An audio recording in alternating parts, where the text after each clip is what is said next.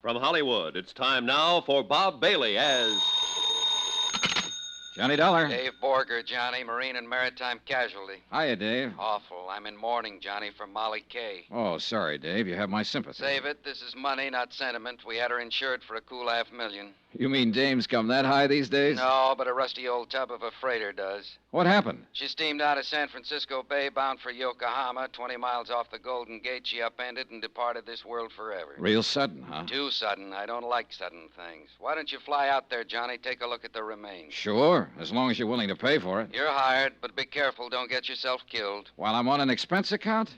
Dave, you've got a lot to learn.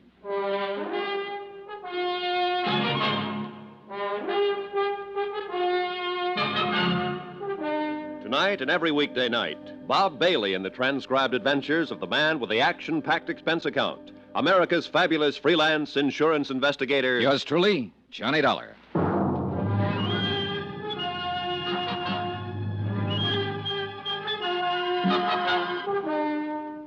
Expense account submitted by Special Investigator Johnny Dollar to the Home Office, Marine and Maritime Casualty Limited, Hartford, Connecticut. The following is an accounting of my expenditures during the investigation of the Molly Kay matter. Item 1, $164.50, plane fare and incidentals, Hartford to San Francisco.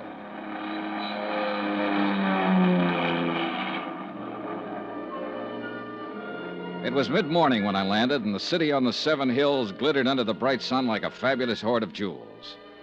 A cool, crisp breeze was driving the usual night's bank of fog out toward the open sea, and the clear waters of the bay danced and sparkled from the touch of the wind.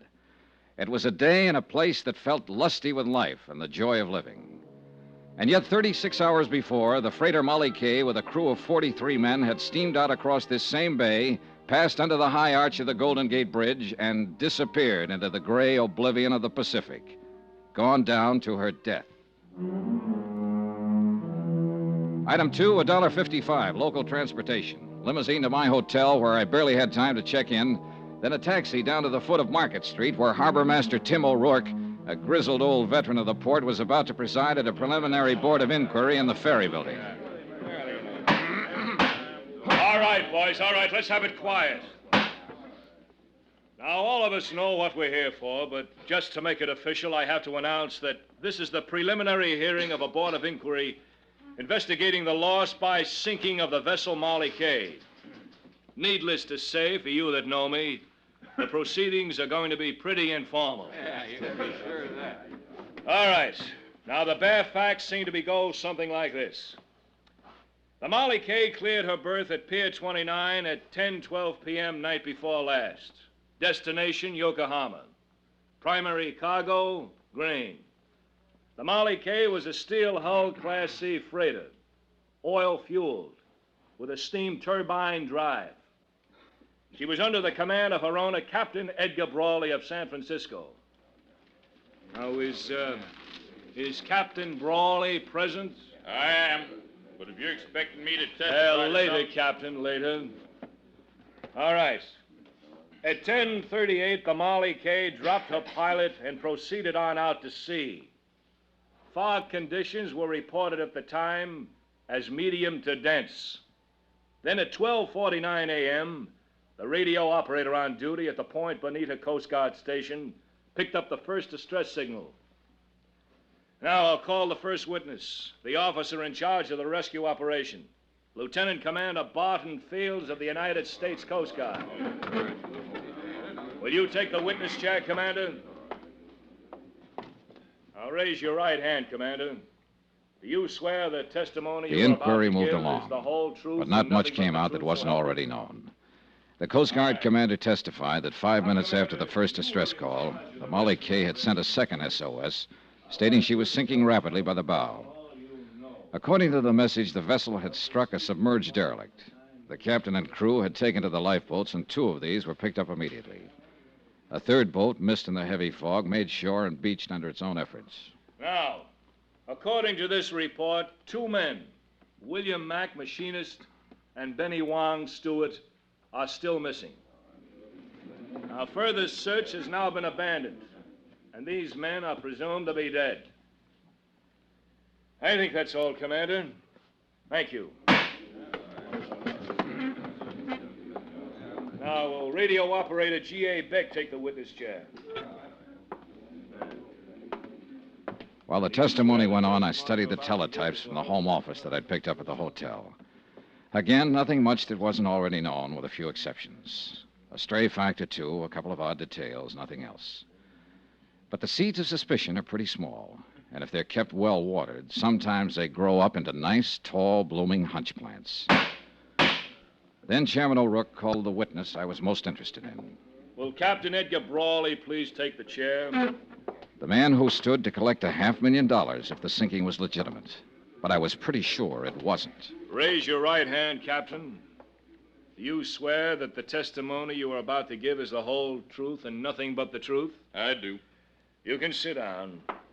He was a man about 50, maybe older, but he had the body of a young bull.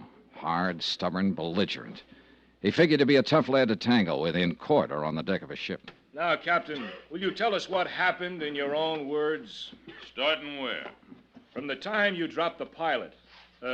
Unless something happened earlier that might have some bearing on this case.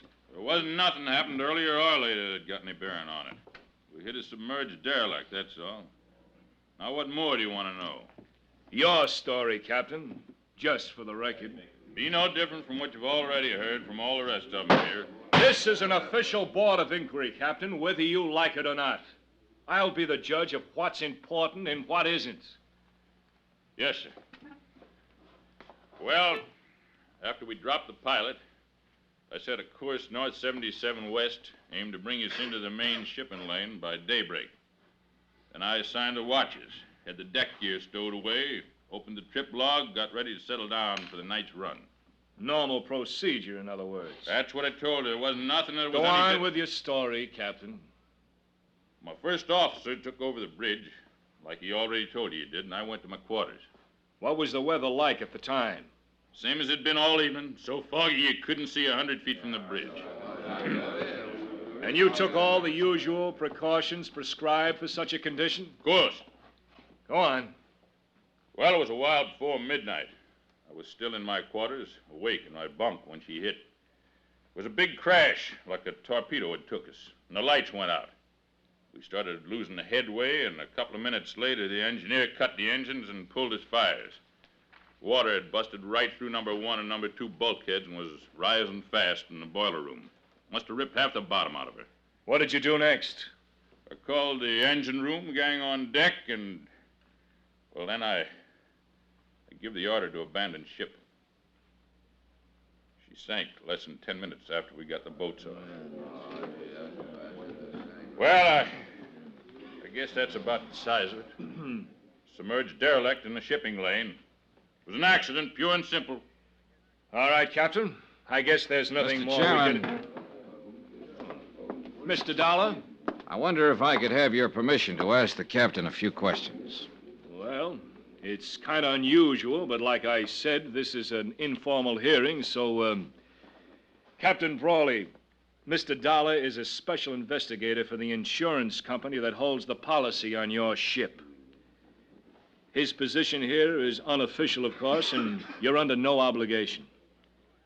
It's up to you. Well, I've told you all I know about it. I got nothing to hide, if that's what you're talking about. Not one single thing. All right. Let him ask till he's blue in the face. Go ahead, Mr. Dollar. Thank you. Captain Brawley, we've heard quite a lot about your last sailing for Yokohama, night before last. But there hasn't been any mention of the first time you started to leave, a little over a week ago. Had no bearing on this. Maybe not, but let's talk about it anyway. According to my report, you were 6 hours out of San Francisco when you radioed the Coast Guard to stand by. You had a cargo fire in number 2 hold. That's right. A little while later, you told them you had the fire under control, but you were returning to port. I wanted to check the damage, make sure the ship was sound. Yeah. So you laid up in harbor for a week. You filed a claim with our home office in Hartford for estimated damages of $6,300. Come to more.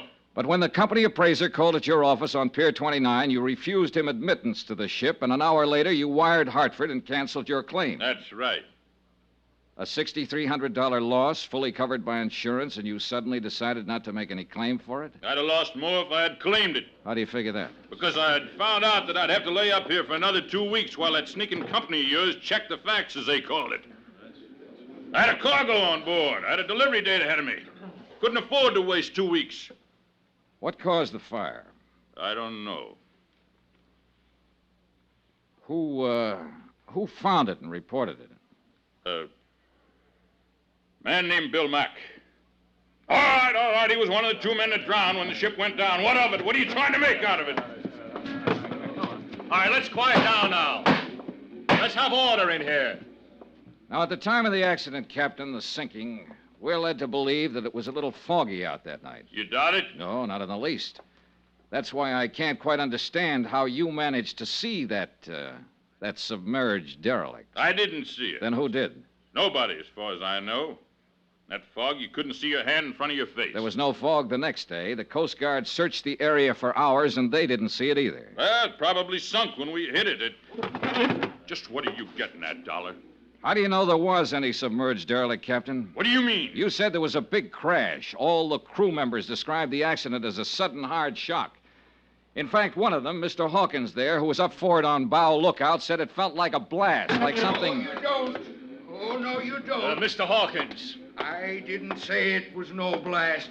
What I said was it just kind of felt like one. You ain't gonna go putting no words like that in my mouth, Mr. Dollar. You ain't gonna get me mixed up in this. Mixed up in what, Mr. In Hawkins? this here whatever's going on, or whatever you're trying to claim is going on.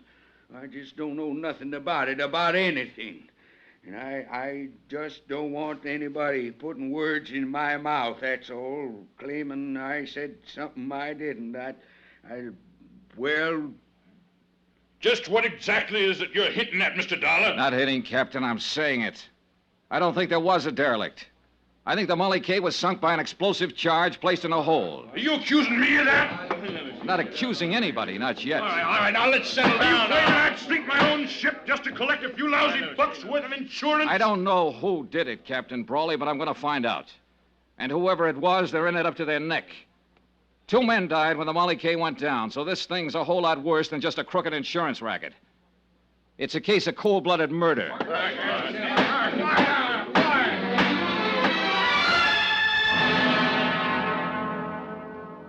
Outside, after the hearing adjourned, I turned west and walked along the Embarcadero. I looked at the crowds and the sunshine and the seagulls out over the bay. It was all brisk and bright and cheerful. But I felt cold in the pit of my stomach. They were scared in there, all of them, scared to death. The smell of fear in that hearing room was so thick you could cut it with a knife. And I meant to find out why.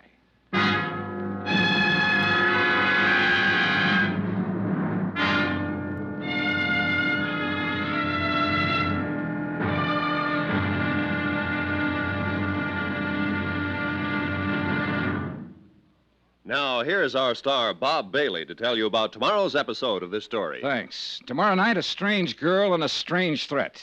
And a promise that's stranger than both. Join us, won't you? Yours truly, Johnny Dollar.